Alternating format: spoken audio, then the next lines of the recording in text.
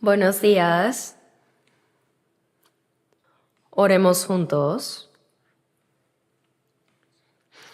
Nuestro Dios Padre, viviente y abundante en amor y gracia, te agradecemos porque tú nos amaste y nos redimiste con la sangre preciosa del Señor en la cruz, y porque nos prometiste una herencia eterna que no se corrompe ni se deshace, y nos ayudas para que mientras vivamos en esta tierra podamos cumplir tus mandamientos en nuestras vidas, en medio de tu santa iglesia que es el cuerpo del Señor.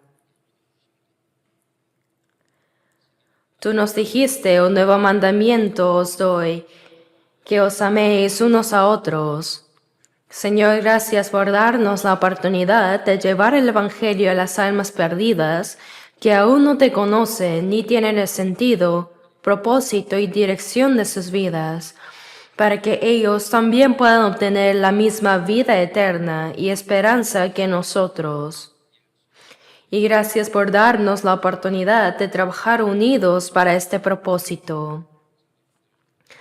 Gracias por permitirnos reunirnos hoy domingo con los hermanos para poder alabarte y glorificarte. El primer mes del nuevo año 2025 ya está pasando. Te doy gracias porque nos concedes cada nuevo día y nos fortaleces con tu palabra para que en todo lo que hagamos, sea que comamos o bebamos, lo hagamos para tu gloria, y nos ayudas a vivir de manera santa y distinguida en medio de este mundo malo y perverso, con el temor y amor a Dios.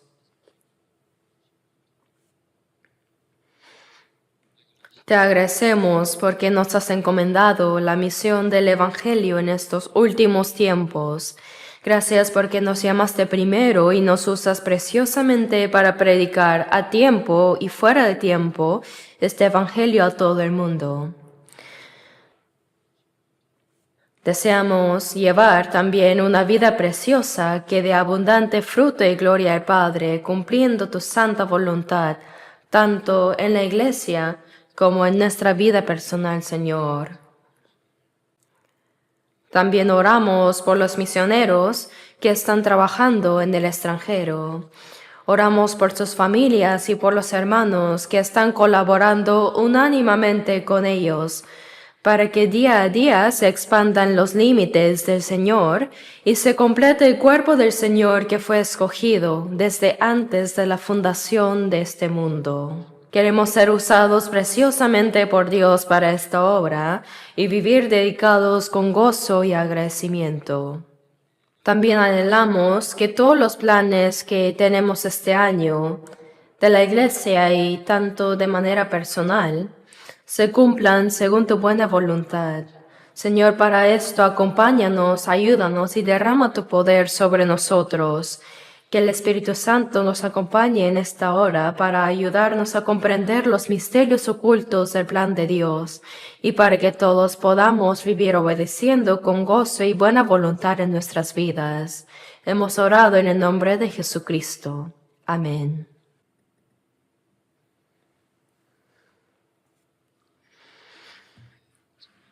Gracias al coro por la alabanza. Aunque no se escuchara, vi allá muchos aplaudiendo. Gracias por la alabanza tan hermosa. Veamos en la Biblia.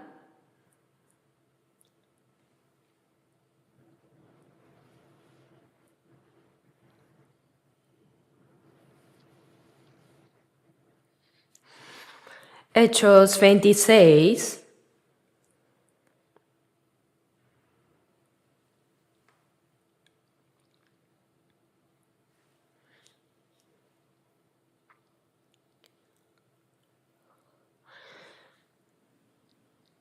Hechos capítulo 26, desde el versículo 29. Les leo. Y Pablo dijo, quisiera Dios que por poco o por mucho, no solamente tú, sino también todos los que hoy me oyen, fueseis hechos tales cual yo soy, excepto estas cadenas. Cuando había dicho estas cosas, se levantó el rey y el gobernador y Berenice y los que se habían sentado con ellos. Y cuando se retiraron aparte, hablaban entre sí, diciendo, ninguna cosa digna ni de muerte ni de prisión ha hecho este hombre. Y Agripa dijo a Festo, ¿podía este hombre ser puesto en libertad si no hubiera apelado a César? ¿Han estado en paz, hermanos? ¿Les está yendo bien con los planes y votos que hicieron al inicio del año?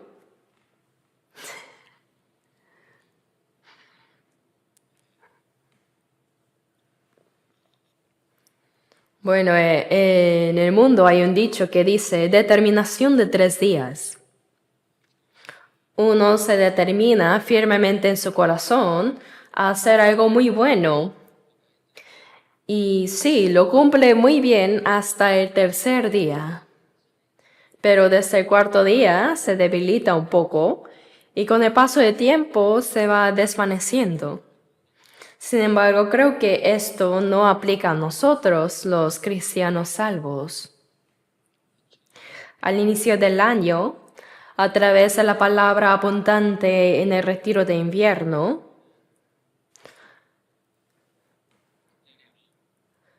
cuando venga el Señor y cuando estemos delante del Señor, esperamos que Él nos diga, nos felicite diciendo que les daré una herencia de gloria que no se corrompe ni se marchita por haber vivido muy bien ese año 2025.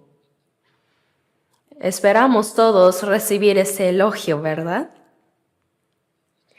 El año 2025 solo ocurrirá una vez. Por eso, espero que todos podamos vivir este año con más dedicación y fidelidad, a fin de dar gozo y gloria a Dios. Para esto, cada día es un nuevo día para mí.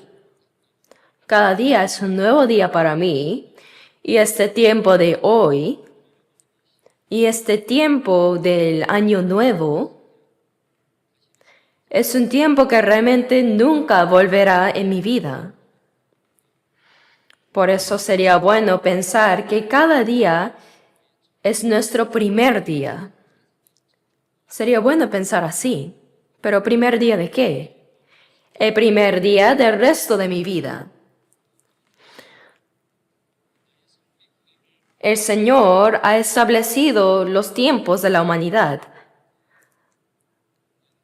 También ha determinado el tiempo de vida para cada persona. Así que este día, sin importar si me quedan unas décadas o unos años, hoy es el primer día del resto de mi vida. Todos sintieron emoción al recibir la salvación, ¿verdad? Estábamos tan felices de haber sido salvos y queríamos compartir este evangelio con las personas que más amábamos. Así cambió nuestro pensamiento y nuestra meta y dirección de vida, ¿cierto? Al ser salvos, todos sentimos el deseo de compartir este evangelio con las personas más importantes y preciosas para nosotros. Por eso nos esforzamos mucho en predicar y vivir para el Señor. Pero conforme pasa el tiempo desde que recibimos la salvación, después de experimentar varios errores y fracasos, vemos que las cosas no resultan tan fáciles. Quizás nos volvemos más relajados y tendemos a rendirnos. Esta es nuestra naturaleza pecaminosa, incluso como cristianos salvos. Por eso, para sentir esa emoción de primer amor cuando recién fuimos salvos, los cristianos tienen que pensar en cada día como el primer día del resto de mi vida.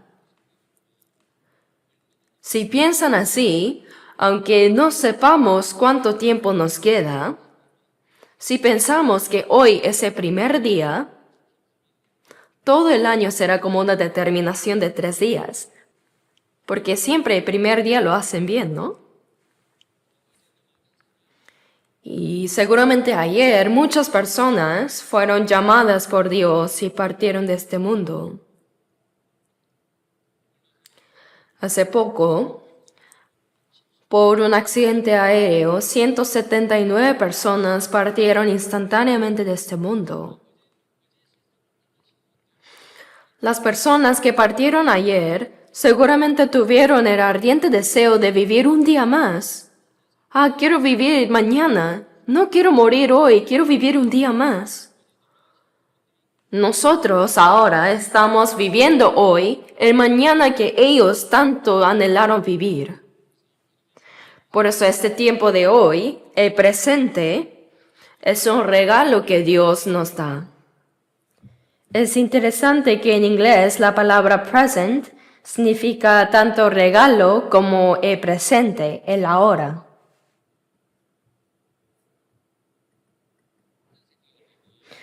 Por eso debemos agradecer a Dios por regalarnos cada día y pensar que hoy es el primer día del resto de nuestra vida.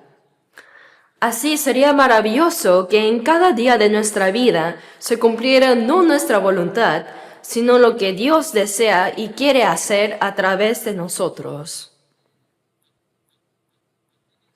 Si es que vivimos así, según el tema del sermón de hoy, ¿acaso recuerdan el título?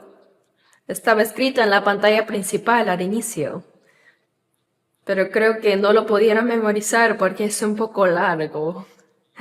En el texto principal que leímos, Hechos 26-29, ahí hay una parte que dice: yo quisiera, Dios, que fueseis hechos tales cual yo soy. ¿Qué significa esto? Yo quisiera, Dios, que fueseis como yo.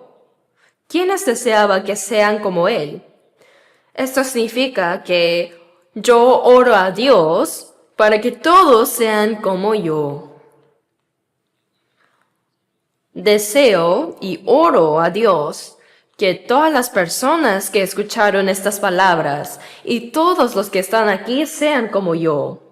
En otras palabras, está diciendo, ruego a Dios que todos sean como yo. Aquí, el yo es, por supuesto, apóstol Pablo. ¿De verdad, acaso alguien de nosotros podría decir esto? Pero pienso que el yo de esta palabra, cual yo soy, no solo aplica al apóstol Pablo. Está diciendo, yo soy una persona perfecta. Dice, sed pues vosotros perfectos, como vuestro Padre que está en los cielos es perfecto. Pero ¿quién de nosotros es perfecto? Sean como yo, imíteme a mí. Jesús cargó la cruz y caminó el camino de sufrimiento. Y nos hizo seguir sus pasos de sufrimiento y nos hizo imitar a Jesús. Dice, Cristo padeció por nosotros, dejándonos ejemplo para que sigáis sus pisadas. Jesús nos mostró su vida que cargó la cruz y subió el monte de Gólgota. Por eso Jesús dijo, si alguno quiere venir en pos de mí, niéguese a sí mismo, tome su cruz y sígame. Tome su cruz cada día y sígame. El que no lleva su cruz y viene en pos de mí no puede ser mi discípulo. Pero sorprendentemente Pablo también dijo en 1 Corintios 11:1, sed imitadores de mí, así como yo de Cristo. Veamos también 1 Corintios 4:16. 1 Corintios, capítulo 4, versículo 16.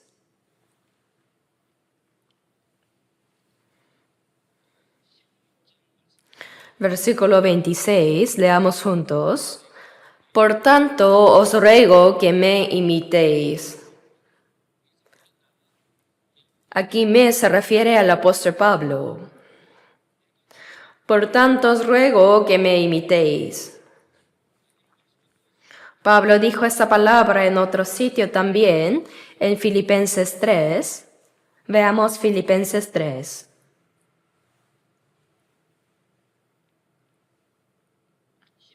Versículo 17. Filipenses 3, 17.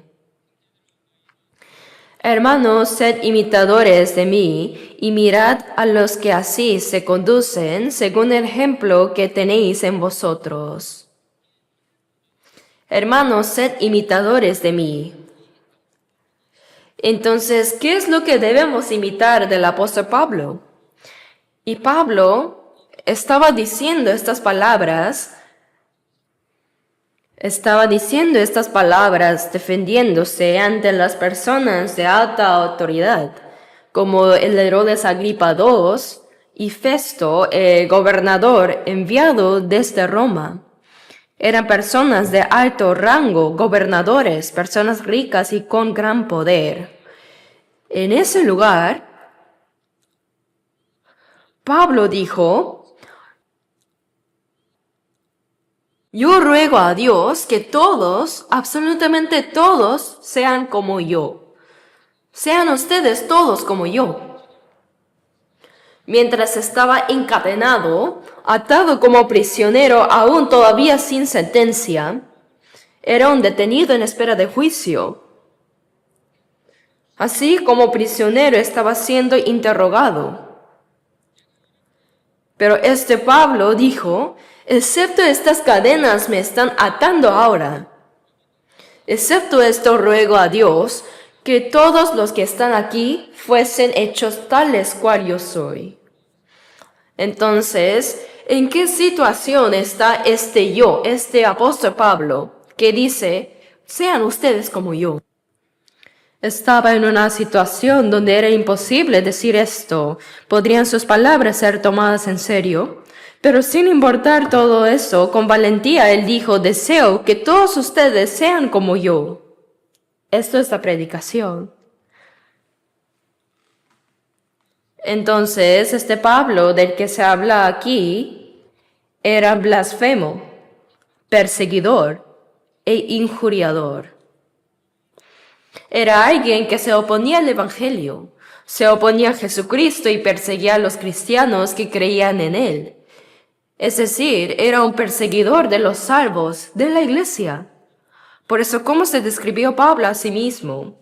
Al reflexionar su vida pasada después de ser salvo, realmente dijo: yo soy el primero de los pecadores. Siendo yo el primero de los pecadores, fui salvo. Soy inmensamente feliz. Yo tengo la esperanza. Si alguien como yo pudo ser salvo y vivir tan feliz y gozoso, ¿quién no podría ser salvo? Realmente soy una persona bendecida. Está diciendo esto.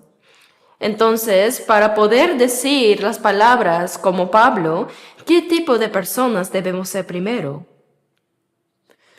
Personas que han recibido la salvación con certeza, los que recibieron el perdón de sus pecados, el perdón de pecados pasados, presentes y futuros a través de la eterna redención cumplida por la sangre de Jesús. Los que han obtenido la libertad y viven valientemente teniendo esa esperanza del cielo. Entonces, ¿qué diría una persona así como Pablo? Aunque físicamente y mundanamente me veo así, me siento orgulloso. Yo estoy feliz. Aparte de esta apariencia física, deseo que todos ustedes vivan con esta paz interior, esta felicidad y esperanza del cielo que se han cumplido dentro de mí. Deseo que sean como yo. ¿Pueden decir esto con confianza?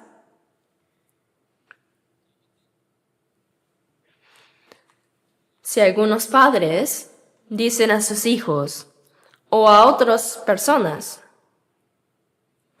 sobre su profesión, sobre el trabajo que hacen: aunque yo hago ese trabajo ahora, nunca quiero que mis hijos lo hagan. Entonces, ¿qué tipo de trabajo sería ese? ¿No sería un trabajo valioso? ni un trabajo que realmente dé felicidad, ¿verdad? Hay varios tipos de trabajos. Hay educadores, militares, empleados bancarios, empleados de empresas, negocios propios, así hay muchos tipos. Pero cuando uno quiere que sus hijos también hagan el trabajo que está haciendo, ¿por qué es eso? Pues físicamente ese trabajo es realmente gratificante, valioso y bueno. Entonces uno querrá heredarlo a sus hijos, ¿no? Pero algunos padres podrían decir, por lo menos no quiero que mis hijos hagan el trabajo que yo hago. Puede ser que digan eso, ¿verdad? Entonces, ¿qué debemos hacer nosotros, los cristianos salvos? Les daré un ejemplo concreto. Los hijos de un evangelista que predica la palabra. Si ese pastor o predicador dijera, sí, yo hago este trabajo, pero es tan difícil y duro que no quiero recomendárselo a mis hijos. Entonces, ¿cómo sería ese evangelista? Es un ejemplo nada más. Está haciendo su trabajo sin sentir el alto valor, ni la satisfacción, gozo y gratitud. Y eso está claramente mal. Es solo un ejemplo, ¿sí? De la misma manera, si uno ha recibido la salvación con certeza y tiene la esperanza del cielo,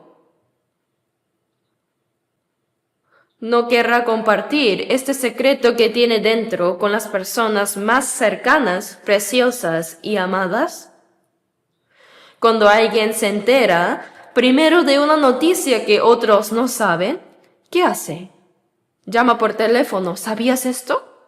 Dice que esto pasó, que aquello pasó. Cuando uno recibe una nueva noticia, y si alguien todavía no lo sabe, tiene el deseo de informarles. Si uno tiene algo precioso y valioso, ¿no querrá compartirlo con las personas que ama? Entonces, si uno está seguro de su salvación y tiene certeza de la esperanza del cielo, no puede dejar de compartirlo con otros. Deseo que usted también sea como yo. ¿Pero quién eres tú? Sí, yo antes era una persona así, pero a través de la palabra recibí la salvación y mi vida cambió. Ahora soy verdaderamente feliz. Si usted también escucha la palabra, escucha el Evangelio y recibe la salvación, puede ser una persona feliz como yo. Así que por favor escuche la palabra una vez. ¿No diríamos esto? Por eso, aquel que predica a otros es una persona que tiene la certeza de la salvación que recibió. Y tiene la certeza de la herencia celestial y eterna que Dios le prometió para el futuro. Cree plenamente que esa esperanza es tan grande y tan maravillosa para él que no puede dejar de hablar de eso. Por eso dicen, sean como yo. Pero si uno se avergonzara de compartir el Evangelio y dudara en mencionarlo, ¿qué significaría eso? La salvación que tengo, la esperanza del cielo, se está volviendo borrosa. Así que la palabra principal de hoy, quisiera Dios que fueseis hechos tales cual yo soy. Tales cual yo soy.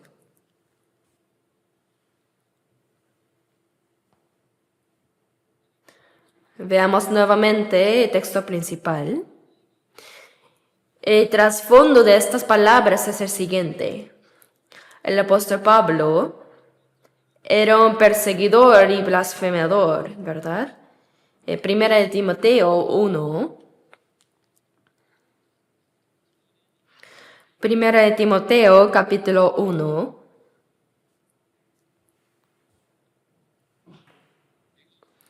Habiendo yo sido antes blasfemo, perseguidor e injuriador, mas fui recibido a misericordia porque lo hice por ignorancia, en incredulidad. Pero la gracia de nuestro Señor fue más abundante con la fe y el amor que es en Cristo Jesús. Palabra fiel y digna de ser recibida por todos, que Cristo Jesús vino al mundo para salvar a los pecadores, de los cuales yo soy el primero.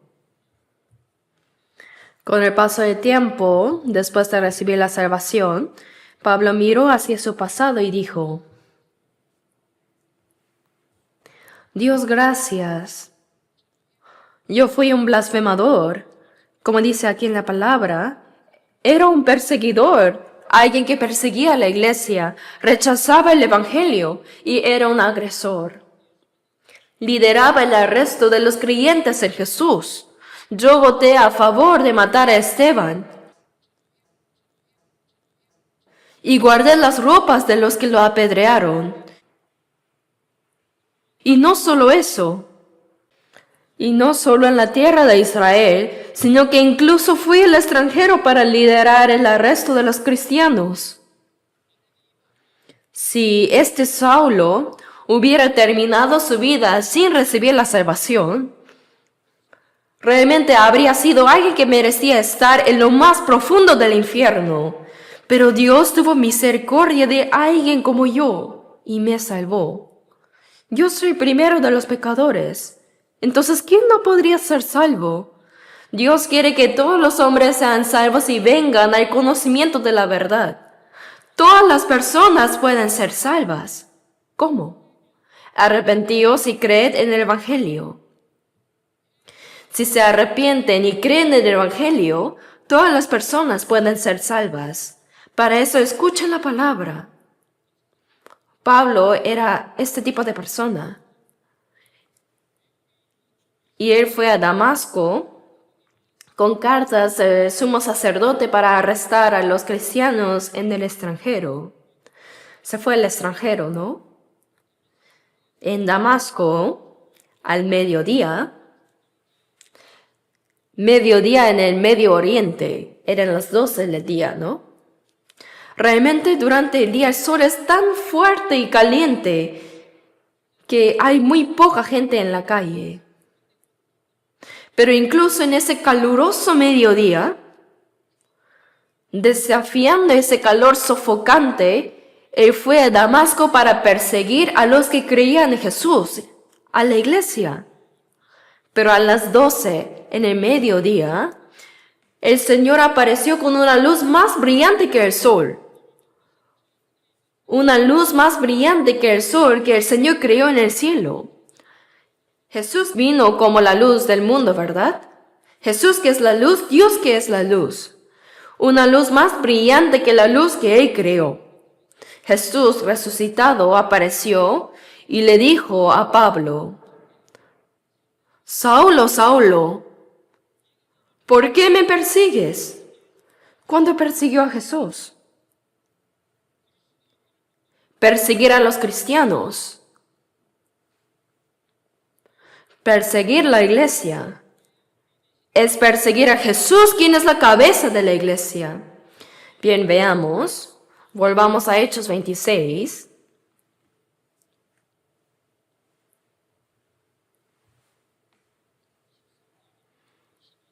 Desde el versículo 12.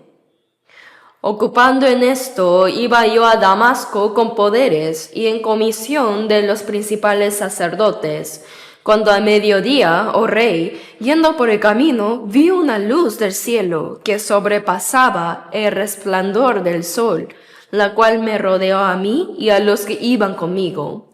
Y habiendo caído todos nosotros en tierra, oí una voz que me hablaba y decía en lengua hebrea: Saulo, Saulo, ¿por qué me persigues? Dura cosa te es dar coces contra el aguijón. A los que rechazan y no creen en el Evangelio, hay casos en que Dios los humilla más y más para que sean salvos, ¿cierto? Al ver una luz más brillante que el sol, sus ojos se oscurecieron, perdió la vista, y entonces le dijo: Saulo, Saulo, ¿por qué me persigues? Dura cosa te es dar coces contra el aguijón. ¿Qué es el aguijón aquí? Es un palo de 2 a 2.5 metros que usa el agricultor para arar, un lanza que tiene clavados pinchos de hierro y astillas de hueso. Con eso aran o los bueyes tiran de la carreta. Cuando el buey es perezoso o no va hacia donde quiere el agricultor, lo golpea con ese palo, con aguijones. Entonces dice que instantáneamente sale sangre. Duele, ¿verdad? Entonces el buey obedece.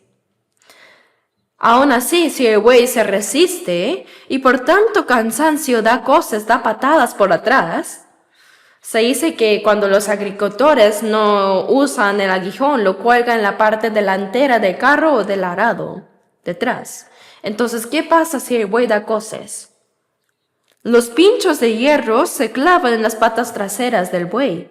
Sale sangre. Entonces el buey recuerda, cuando doy cosas duele así, entonces mejor no lo hago más. Así obedece. Y en la expresión hebrea, así se refieren a aquellos que desobedecen y se rebelan contra la palabra de Dios. A los que no obedecen y se rebelan, los describe así. Dura cosa te es dar cosas contra el aguijón.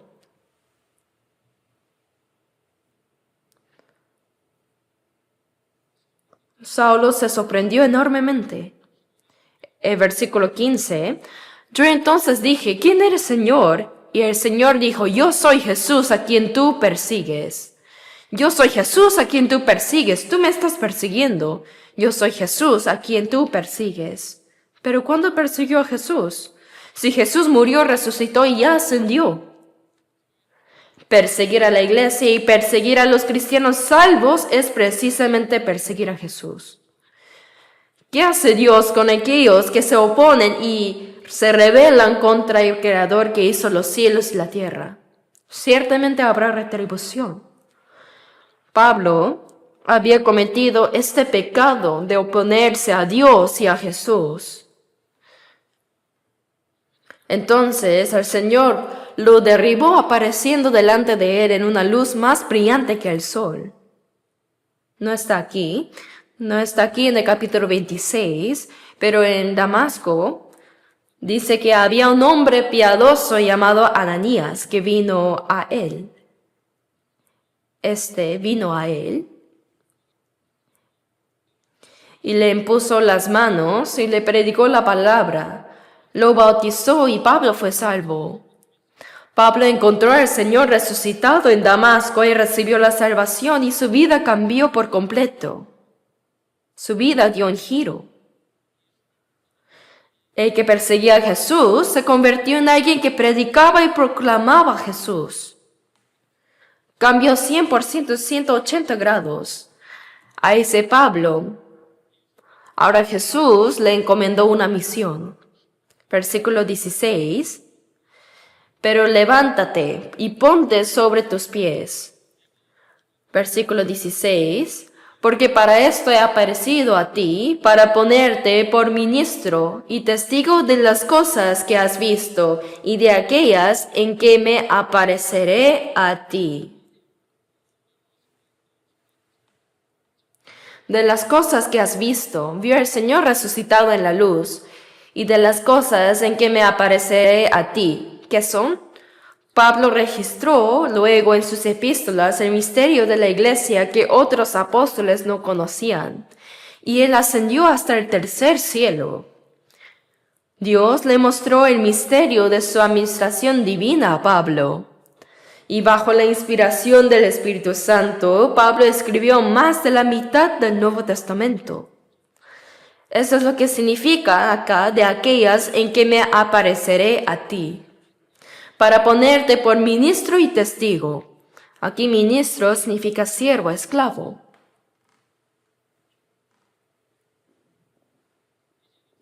Pero ahora Pablo ya no era dueño de sí mismo. Con Cristo estoy juntamente crucificado, y ya no vivo yo, mas vive Cristo en mí. Cristo vive en mí.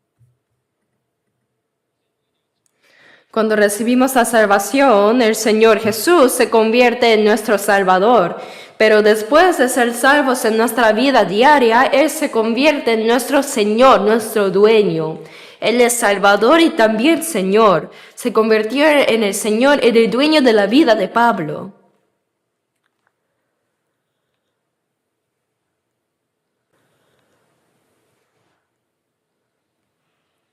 Así que, después de ser salvo, el Señor le dio esta preciosa misión y ahora en sus primeros, segundo y tercer viaje misionero, continuó viajando y predicando desde Jerusalén, Judea, luego Antioquía, luego en lo que hoy es Turquía y después hasta España y Roma. Predicó el Evangelio en muchas regiones de aquel tiempo. Y donde quiera que iba el apóstol Pablo, se establecían iglesias. Esas son las iglesias primitivas. Así que para ponerte por ministro y testigo, significa que fue hecho testigo para dar testimonio del Evangelio. Ni estimo preciosa mi vida para dar testimonio del Evangelio de la gracia de Dios. Así que Pablo fue martirizado, fue decapitado en una prisión romana. Hasta el momento de su muerte no dejó de glorificar y proclamar el Evangelio como ministro y testigo. Veamos el versículo 20. Sino que anuncié primeramente a los que están en Damasco y Jerusalén y por toda la tierra de Judea y a los gentiles que se arrepintiesen y se convirtiesen a Dios haciendo obras dignas de arrepentimiento. La salvación se recibe a través del Evangelio. Arrepentíos y creed en el Evangelio. Creyeron en el Evangelio y fueron salvos. ¿Y qué viene después? Primero somos redimidos y llegamos a ser un pueblo propio, celoso de buenas obras. Pero supongamos que dicen que son salvos, pero no hay frutos en sus vidas. Cada árbol se conoce por su fruto. Todo buen árbol da buenos frutos, pero el árbol malo da frutos malos. El fruto de la justicia, los 9 frutos del Espíritu, el fruto de la predicación. Producir muchos frutos es el resultado de la vida de un cristiano salvo. Así que según esta palabra aquí, cuando nos arrepentimos y volvemos a Dios, cuando nos arrepentimos y creemos en el Evangelio, somos salvos, ¿verdad? La vida después de esto, la vida de un cristiano salvo, consiste en hacer obras dignas. Como dice el cuerpo, sin espíritu está muerto, así también la fe sin obras está muerta. Aunque el cristiano salvo sí es salvo por gracia mediante la fe, la vida después de la salvación debe tener resultados. Deben haber obras. Deben haber frutos, haciendo obras dignas de arrepentimiento. Así es como se predica este Evangelio. Pero el contenido del Evangelio que Pablo predicó era la palabra. Cuando Pablo impuso las manos, las enfermedades se curaron, incluso cuando tocaron su ropa. Se manifestaron muchos milagros a través de él, pero uno no se salva por eso, sino únicamente a través de la palabra escrita. Veamos lo que sigue, versículo 22. Pero habiendo obtenido auxilio de Dios, perseveró hasta el día de hoy, dando testimonio a pequeños y a grandes, no diciendo nada fuera de las cosas que los profetas y Moisés dijeron que habían de suceder. Significa que no hizo algo peculiar. ¿Qué es lo que Pablo proclamó y testificó como testigo? Aunque Pablo recibió respuestas a sus oraciones e hizo milagros y señales, no se jactó de esas cosas. Aquí dice, las cosas que los profetas y Moisés dijeron que había de suceder. ¿Quiénes son los profetas y Moisés?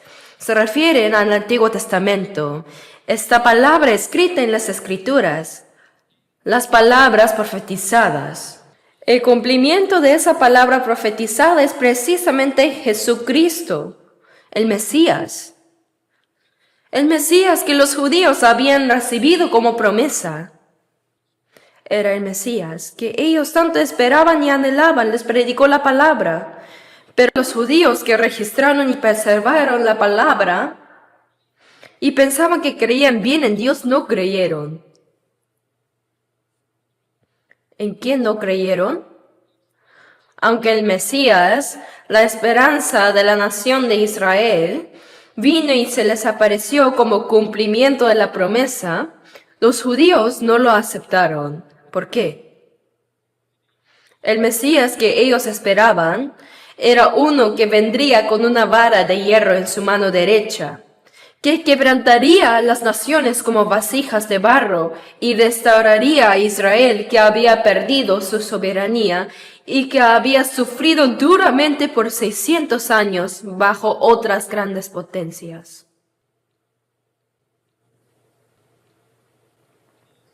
¿Pero qué dijo Jesús?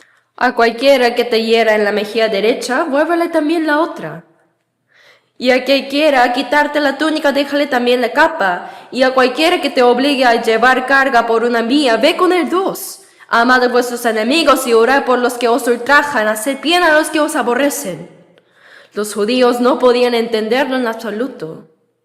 Esperaban un Mesías que destruiría a Roma, su enemigo, que les daría la independencia nacional y haría de ellos una nación próspera y rica. ¿Pero qué dice la Escritura?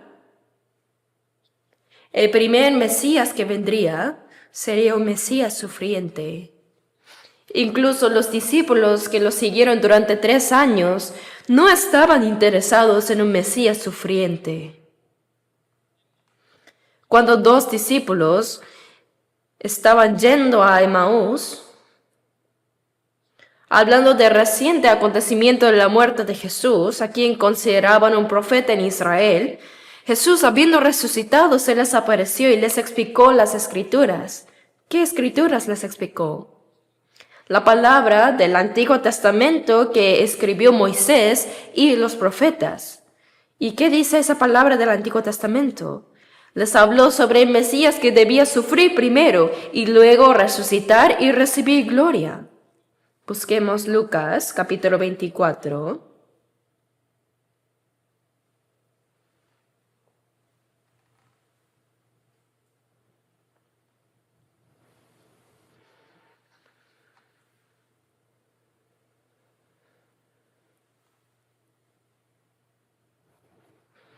Lucas 24, versículo 25.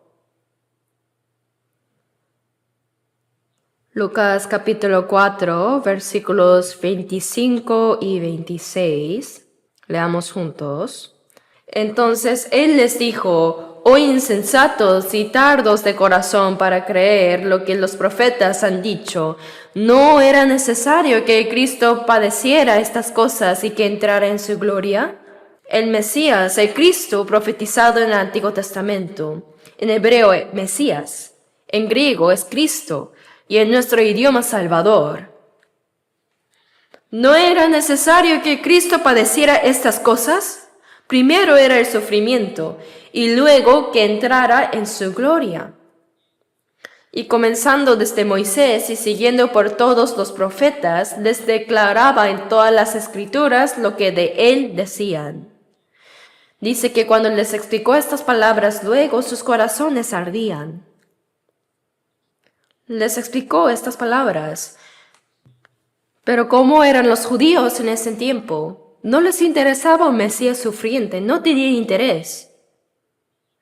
Querían la expulsión de Roma, la independencia nacional y la prosperidad de Israel. Consideraron a Jesucristo, quien vino a resolver el problema del pecado y salvar sus almas, que murió en la cruz, como un fracasado. No reconocieron que Jesús, a quien veían, era el Mesías. Por eso dice, porque si la hubieran conocido, nunca habrían crucificado al Señor de gloria. Ellos no sabían. Por eso Jesús, cuando sufría en la cruz, oró: Padre, perdónalos porque no saben lo que hacen. Oró pidiendo perdón por los pecados cometidos en ignorancia. Veamos también 1 de Pedro 1:11.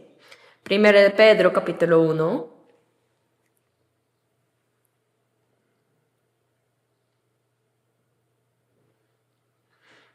Primera de Pedro 1, versículo 11, leamos juntos. Escudriñando qué persona y qué tiempo indicaba el Espíritu de Cristo que estaba en ellos, el cual anunciaba de antemano los sufrimientos de Cristo y las glorias que vendrían tras ellos. Esta palabra también está en Filipenses 1, versículo 7 al 9.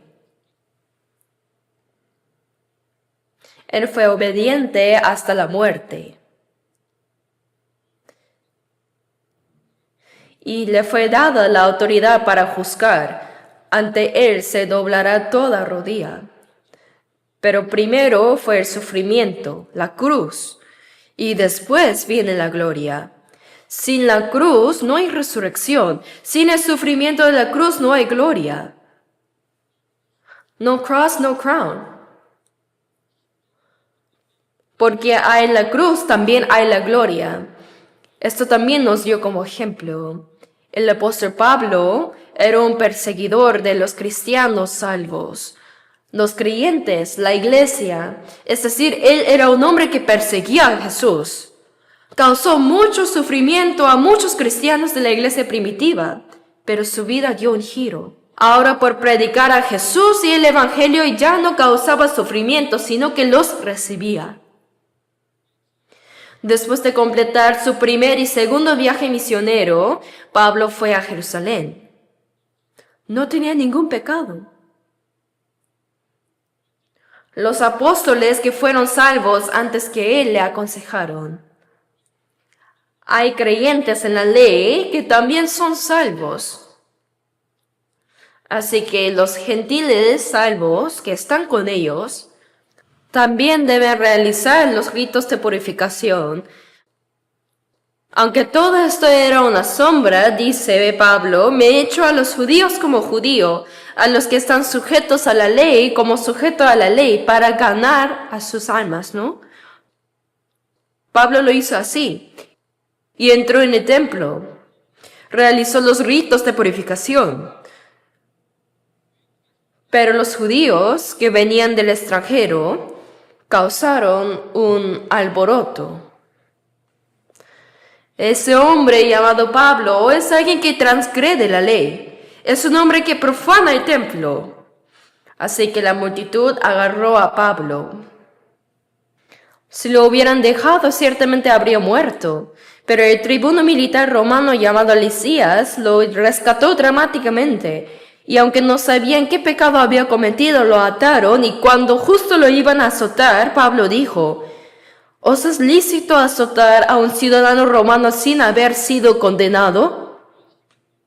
Cuando el centurión escuchó esto y se lo informó al tribuno Lisías, él se sorprendió.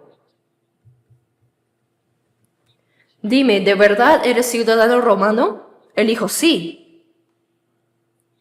El tribuno Lisías le dijo: yo con gran suma adquirí esta ciudadanía. ¿Y tú? ¿Cómo la obtuviste? Lo soy desde nacimiento. Lo dijo con firmeza.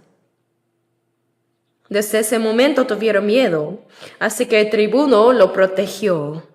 Pero los judíos enfurecidos intentaron de cualquier manera matar a Pablo. Pablo le dijo al tribuno Lisias ante los judíos reunidos: te ruego que me permitas hablar al pueblo de Israel. Permíteme. Se defendió desde las gradas. Habló sobre su encuentro con el Señor en Damasco y cómo él predicó este evangelio y que no había cometido ningún crimen. Por supuesto, no estaba haciendo excusas patéticas por su inocencia. Más bien era una predicación que testificaba de Jesucristo, quien vino a salvarnos. ¿Pero qué hizo la multitud enfurecida? No escucharon. Eran muy tercos. Pero el contenido de la predicación de Pablo en ese momento es precisamente esto. El Mesías vino como fue profetizado en el Antiguo Testamento. Él es Jesús y Él murió en la cruz por nuestros pecados y resucitó. Yo me encontré con ese Jesús resucitado. Entonces, ¿cómo reaccionaron los judíos? Causaron un alboroto aún mayor, y como era demasiado peligroso, lo llevaron a un lugar seguro y el siguiente día iban a tener otro juicio. Pero como los judíos tramaron un complot, lo sacaron secretamente a Cesarea durante la noche, rodeado por 470 soldados, incluyendo la infantería, caballería y lanceros.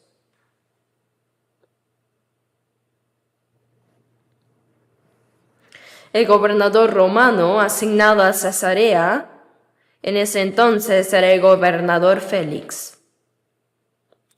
Los judíos gritaban: maten a Pablo, debe morir. Pero bajo la ley romana, no pueden ejecutar a alguien sin establecer un crimen y sin juicio. Presentad vuestra acusación, presentad vuestros cargos. Así que fueron desde Jerusalén a Cesarea el sumo sacerdote y los religiosos malvados. ¿Por qué Pablo merece la muerte? De verdad no había cometido ningún crimen. El gobernador Félix también vio que esto no era una cosa digna de muerte. No hay pecado. Lisias también sabía que Pablo no tenía ningún pecado, pero que los judíos querían matarlo por sus problemas religiosos y de su lenguaje. Por eso se lo dijo al gobernador Félix. Entonces, en presencia de Félix, lo interrogaron de nuevo. Y los judíos del Sanedrín vinieron y lo interrogaron otra vez. Y luego Félix, para ganar el favor de los judíos, no liberó a Pablo aunque era inocente, sino que lo mantuvo encarcelado. ¿Y qué pasó después? Félix fue reemplazado.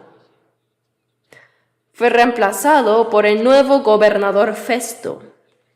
Así que el gobernador Festo, también curioso, lo interrogó otra vez. ¿Qué pecados has cometido? Pero no ha pecado. 4 veces así lo interrogaron. Y Pablo expuso su posición. Pero no eran excusas patéticas. Desde Hechos 22 hasta el 26, el texto principal de hoy, el 26, fue su defensa final. Pero en esa defensa, como acabo de mencionar, no eran excusas patéticas. Yo soy inocente y de todas formas voy a demostrar mi inocencia para ser liberado. No era así. Más bien, Pablo probablemente habría pensado: yo quiero predicar este evangelio en Jerusalén, en toda Samaria, en toda Asia, en la tierra de Turquía y luego ir hasta Roma y hasta España. Pero Roma estaba muy lejos, ¿verdad? Lo deseaba fervientemente. Y Jesús también se le apareció en la noche y le dijo: como has testificado de mí en Jerusalén, así es necesario que testifiques también en Roma. Busquemos Hechos.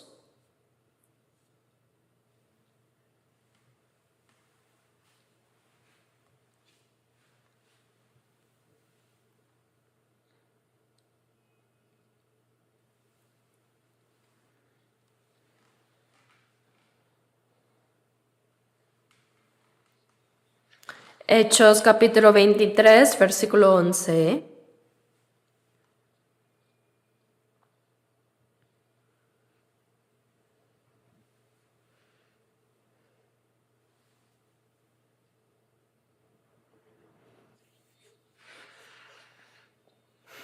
A la noche siguiente se le presentó el Señor y le dijo: ten ánimo, Pablo, pues como has testificado de mí en Jerusalén, así es necesario que testifiques también en Roma.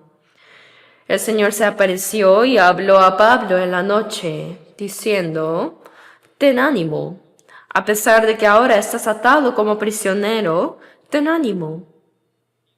Como has testificado de mí en Jerusalén, así es necesario que testifiques también en Roma.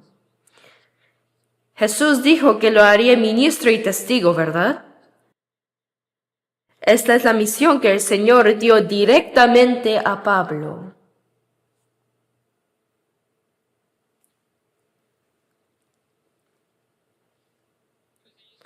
Así que el apóstol Pablo no estaba pensando como quiero ser liberado rápidamente, no.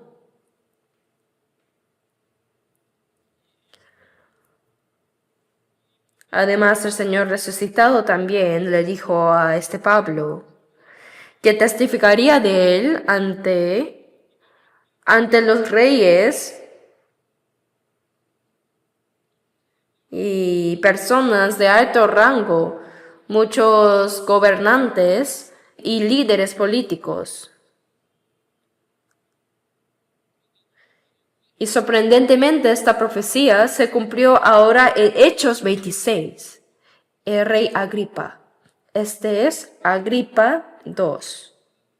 Y sorprendentemente, este Agripa es de la línea de Herodes. De verdad era una persona muy malvada que fue usada como instrumento de Satanás. Todo ese linaje fue así. Por ejemplo, Herodes el Grande fue quien masacró a todos los niños menores de 2 años en Belén tratando de matar a Jesús. Voy a matar a todos esos niños para matar a Jesús, que dicen que apareció como el rey de los judíos. ¿Qué tan cruel es eso? Asesinó a todos los niños varones menores de 2 años en un pueblo. Herodes el Grande fue muy cruel. Este Herodes el Grande no temía a Dios. No tenía interés en el mundo eterno, sino solo en lo visible, en cómo vivir bien y comer bien en este mundo. Era el zorro del que habló Jesús. Las zorras tienen guaridas y las aves del cielo nidos, mas el Hijo del Hombre no tiene dónde recostar su cabeza. ¿Y quién fue el hijo de Herodes el Grande? Herodes Antipas. ¿Y quién es Herodes Antipas? Arrepentíos porque el reino de los cielos se ha acercado. Juan el Bautista, quien clamaba en el desierto comiendo langostas y miel silvestre, vestido con pelo de camello, él clamó en el desierto y fue el que preparó el camino de Jesucristo. Pero Herodes Antipas fue quien encarceló a este Juan el Bautista. Fue quien cortó su cabeza en la cárcel y la puso en una bandeja y se la dio a su esposa. ¡Qué maldad! Satanás, el diablo, usó la dinastía de Herodes para atacar la obra de testificar a Jesús que puede traer la salvación a muchas almas. Realmente, el diablo usó la dinastía de Herodes. Y su hijo es Herodes Agripa I. Herodes Agripa I, cuando el evangelio se estaba difundiendo activamente en Jerusalén después de Pentecostés, los líderes religiosos judíos no querían que esta doctrina se propagara. Por eso, para ganar el favor de ellos, Herodes Agripa I, es decir, el nieto de Herodes el Grande, mató a espada a Santiago, al hermano de Juan, quien predicaba el evangelio de manera más activa. El primer mártir entre los apóstoles de Jesús fue Santiago. ¿Y quién lo mató? Herodes Agripa I, el nieto de Herodes el Grande. Este Herodes que aparece aquí hoy es el Herodes Agripa II. Herodes Agripa II es el bisnieto de Herodes el Grande. Y ahora él estaba interrogando a Pablo, quien predicaba fuertemente el evangelio.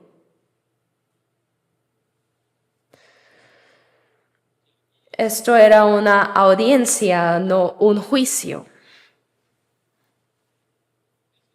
El gobernador Festo asumió el cargo en reemplazo del gobernador Félix. Y al llegar vio que Félix había encarcelado a un prisionero, y era Pablo. Por eso el gobernador Festo interrogó a Pablo, a quien Félix había encarcelado, y pues no tenía pecado. ¿Quieres subir a Jerusalén y allá ser juzgado de estas cosas? No. A César apeló. Entonces debió ir a Roma para ser juzgado por el emperador romano. Si es así, se debía escribir al menos un reporte diciendo, esta persona va a ser juzgada por tal crimen, ¿no? Pero cuando el gobernador Festo lo examinó, vio que no había cometido nada.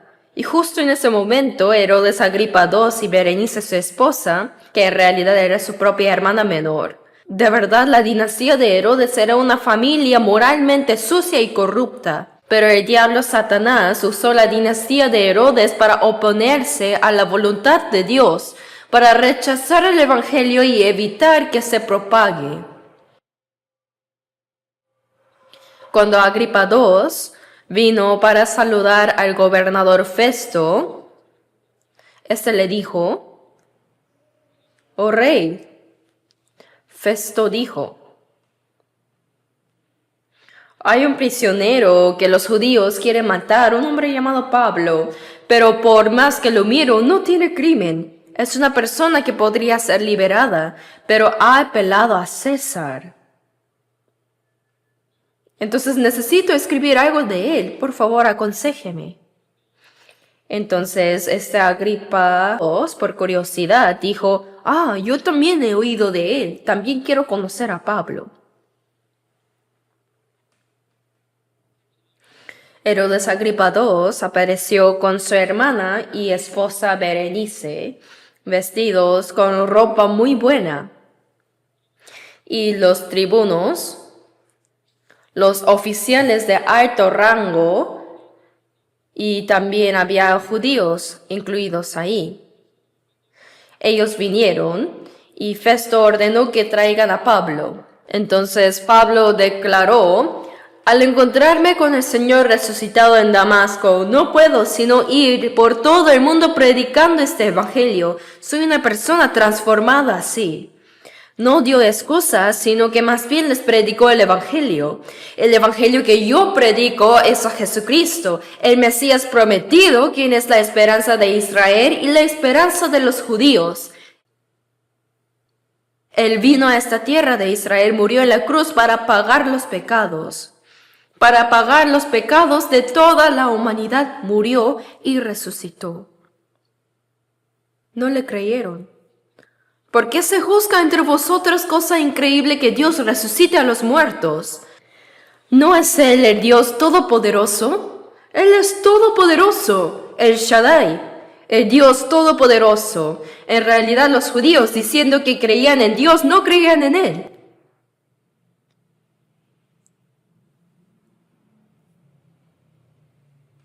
Así que el apóstol Pablo siguió defendiéndose. En sí, esta defensa era la predicación.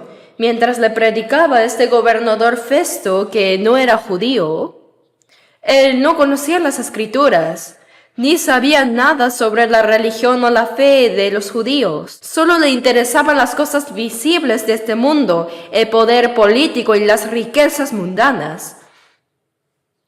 Después de escuchar toda la defensa final del apóstol Pablo, dijo, «Estás loco. Estás loco, Pablo». Veamos Hechos 26, versículo 24.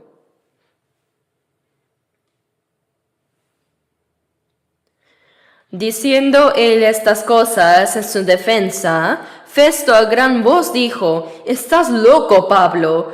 Las muchas letras te vuelven loco». Mas él dijo, «No estoy loco, excelentísimo Festo, sino que hablo palabras de verdad y de cordura». Ahora Pablo trató de predicar a Agripa, pero Festo era un hombre muy carnal. Era alguien que no podía entender el evangelio por más que lo explicara.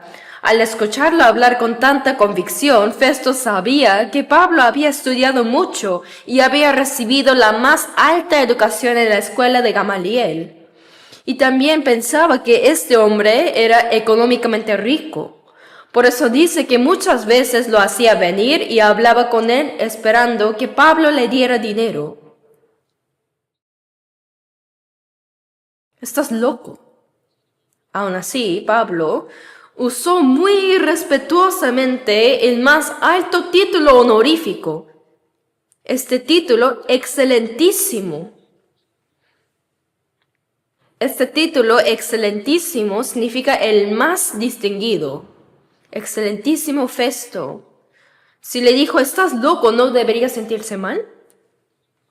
Pero en lugar de refutar y confrontar eso, usó el título más alto y honorífico. Dijo, ¿qué dijo acá? No estoy loco, sino que hablo palabras de verdad y de cordura. Es una respuesta extremadamente respetuosa. Y ahora la atención está en Agripa. Agripa II era el último de la dinastía herodiana, porque en el año 70 después de Cristo, el general romano Tito invadió y el reinado de Herodes terminó ahí. Pero este Herodes Agripa II, aún así, era mejor que su tatarabuelo Herodes el Grande. Incluso fue mejor que su abuelo y su padre. Por eso, Pablo pensó, si incluso yo, el primero de los pecadores, pudo ser salvo, este Herodes Agripa II está mostrando tanto interés en la palabra ahora. Sería bueno que realmente fuera salvo. Hermanos, de verdad nosotros no debemos elegir a quién predicar. Sin importar cuán alto sea su posición o rango, cuán difícil sea acercarse a ellos, si Dios pudo salvar y transformar al primero de los pecadores, seguramente podría hacer lo mismo con Herodes Agripa II, si así lo deseó. Entonces Pablo con expectativa le habla al rey Agripa, dejando de al lado a Festo. En el versículo 26 dice, pues el rey sabe estas cosas, delante de quien también hablo con tanta confianza, porque no pienso que ignora nada de esto, pues no se ha hecho esto en algún rincón. ¿Crees, oh rey Agripa, a los profetas? Yo sé que crees. Dijo esto porque Herodes Agripa II tenía la autoridad para nombrar al sumo sacerdote, y además protegía el templo de Jerusalén. Por eso Pablo pensó, sin conocer el Antiguo Testamento, uno no podría hacer esto al azar.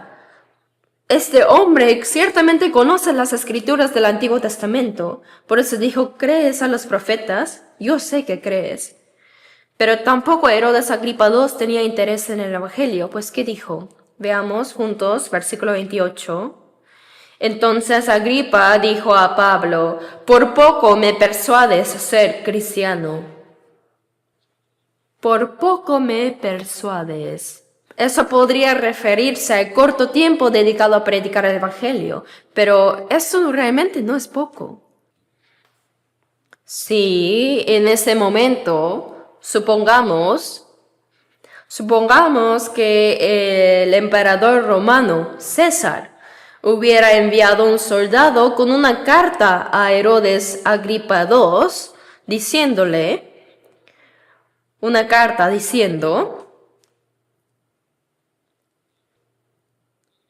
Rey Agripa, cree en Jesús y sé salvo como dice Pablo. Entonces, ¿cómo sería? ¿Sería eso un mensaje corto o largo? Es más corto que todo lo que Pablo dijo. En ese caso se habría inclinado y dicho que sí, creo en Jesús. El mensaje del Evangelio que trae salvación no depende si es largo o corto, sino de la obra de Dios. Por eso, ¿qué dijo Pablo? Versículo 29, ese es el texto principal de hoy, leámoslo juntos otra vez. Y Pablo dijo, quisiera Dios que por poco o por mucho, no solamente tú, sino también todos los que hoy me oyen, fueseis hechos tales cual yo soy, excepto estas cadenas. Por poco o por mucho, no solamente tú. ¿Quién es este tú aquí? Es Herodes Agripa II, sino también todos los que hoy me oyen. ¿Quiénes son aquí todos los que me oyen?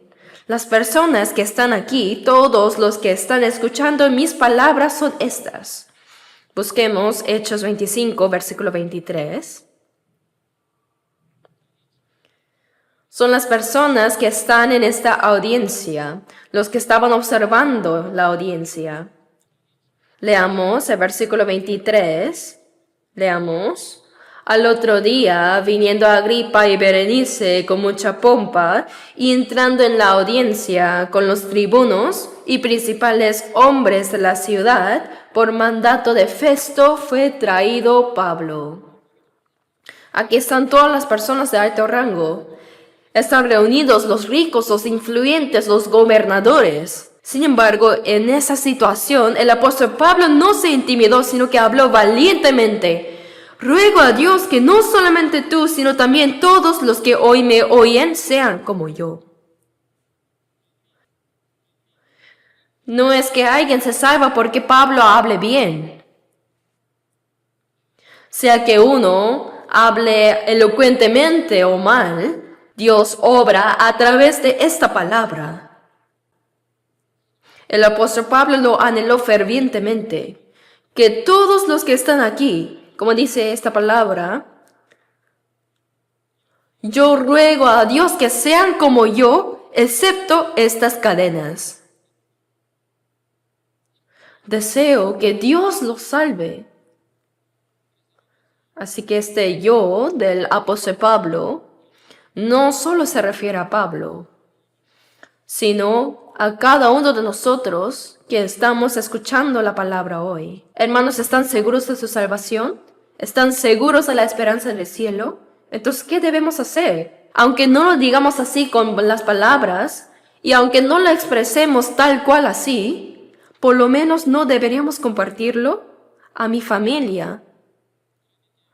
Ahora viene el feriado de Año Nuevo Lunar y probablemente nos encontraremos con personas de la familia que no vemos habitualmente. Pensemos, yo soy salvo y me regocijo en esta esperanza, pero entre mi familia y mis hermanos hay algunos que tienen más recursos económicos que yo, quienes han estudiado más que yo, quienes tienen una posición social más alta que yo. Es difícil, tienen un corazón muy altivo, pero no por eso debemos dejar de predicarles. Pablo estaba en condición de un prisionero, y entre los que escucharon sus palabras estaba un rey, Herodes Agripa II. También estaba el gobernador Festo enviado desde Roma. No solo estaba el tribuno Lisias, sino muchos tribunos. Ahí estaban las personas importantes que comandaban miles de soldados. Había muchas personas de alto rango ahí, y en esa situación él dijo, deseo que todos ustedes sean como yo. ¿Qué significa eso? Antes yo era así, pero recibí la salvación y ahora soy tan feliz.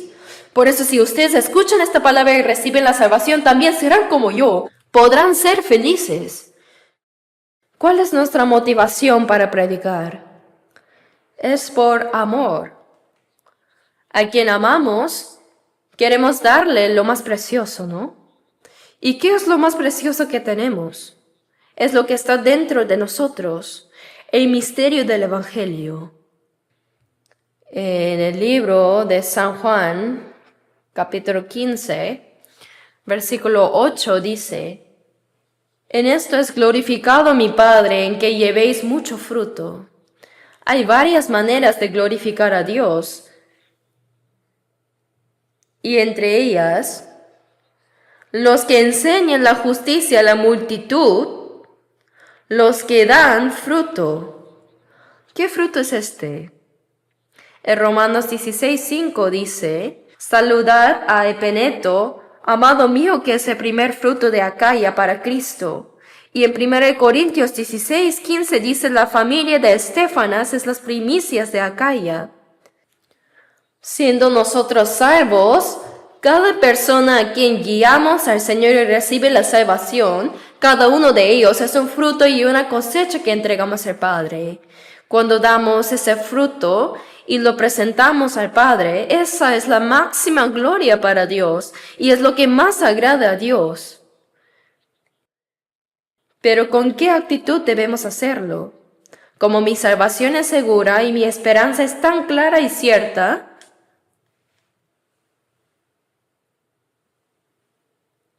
también deseo que ustedes sean como yo, ya sea su familia que aún no es salva, sus parientes, vecinos o desconocidos. Ruego a Dios que todos sean como yo, que sean como yo. Predicamos para hacer que los demás sean como nosotros, ¿sí? Oremos juntos. Dios Padre Todopoderoso y viviente, Señor, que has dicho que lo que es imposible para los hombres es posible para Dios y que todo lo puedes hacer. Nuestra salvación es tan segura y hemos sido verdaderamente salvos por tu gracia y amor gratuito, y vivimos en esta tierra con el gozo y gratitud, con la esperanza celestial. Gracias porque nos diste lo más precioso que es la potestad de ser hijos de Dios. Nos diste el derecho de ir al cielo y la herencia eterna que tú, Dios, nos has prometido para el futuro. Gracias, Señor, pero aún hay muchas personas a nuestro alrededor que no conocen este asombroso amor de la cruz. En nuestro corazón oramos ante Dios para que ellos también sean como nosotros. Con nuestro corazón pedimos que nos uses y nos guíes preciosamente para poder guiar valientemente a cada persona que nos has confiado ante ti y que ellos sean salvos para que cuando estemos ante el Señor ellos puedan ser nuestro gozo y gloria. También te pedimos que esparzamos el olor de Cristo a cada persona que encontremos durante el año nuevo lunar y que cumplamos nuestra misión como testigos y cartas de Cristo a tiempo y fuera de tiempo. Oramos en el nombre de nuestro Señor Jesucristo, quien nos salvó y nos ama. Amén.